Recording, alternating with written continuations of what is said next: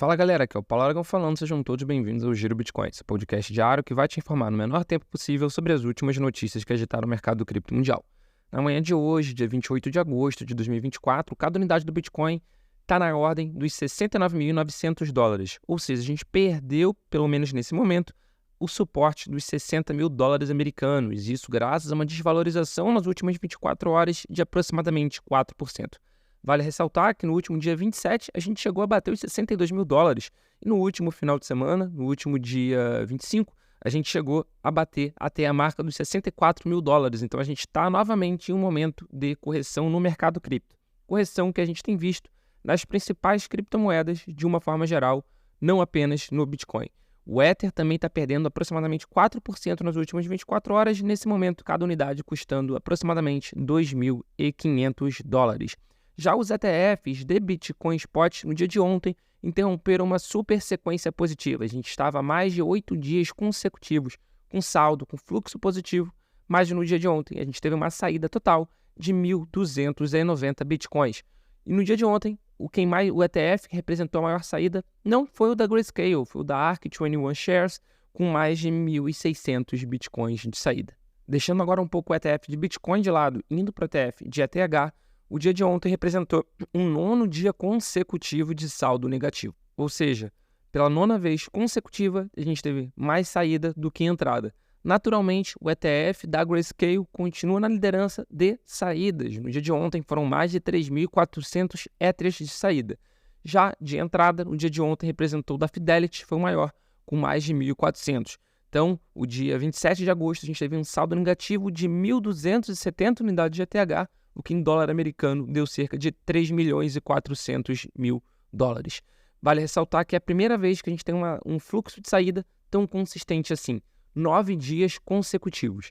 Mas se a gente tem visto, pelo menos nos ETFs de Ether, essa saída tão grande, a gente também tem notado que diversas baleias de Ether, ou seja, grandes detentores, estão acumulando a segunda maior criptomoeda do mundo.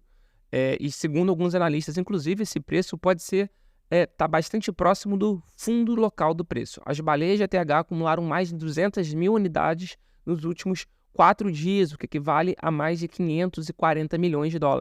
E isso que está falando é um relatório publicado pela CryptoQuant, que foi compartilhado pelo popular analista no Twitter, o Satoshi Sniper.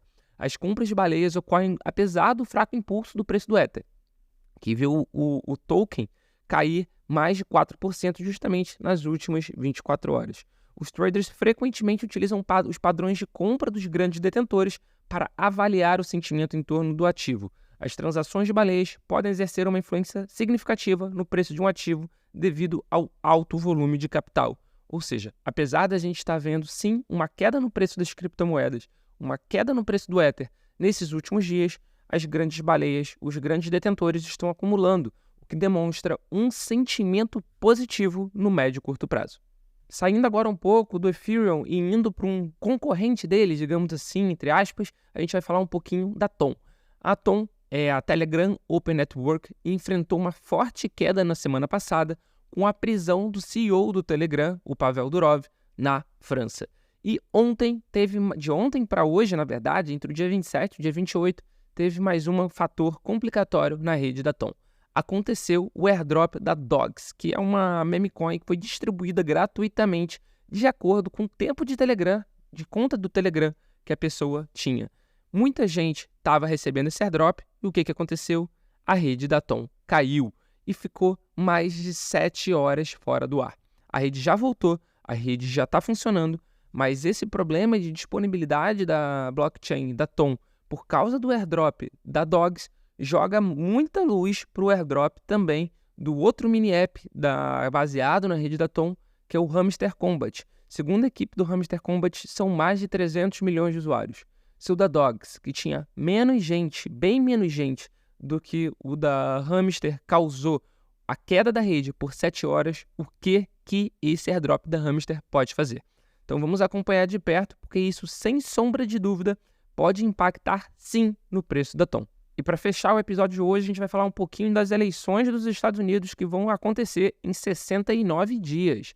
Nesse momento, no mercado de apostas descentralizado Polymarket, o Trump tem 50% de chance de ganhar, A Kamala Harris, a democrata, tem 49% e 1% está para os outros, né, os independentes.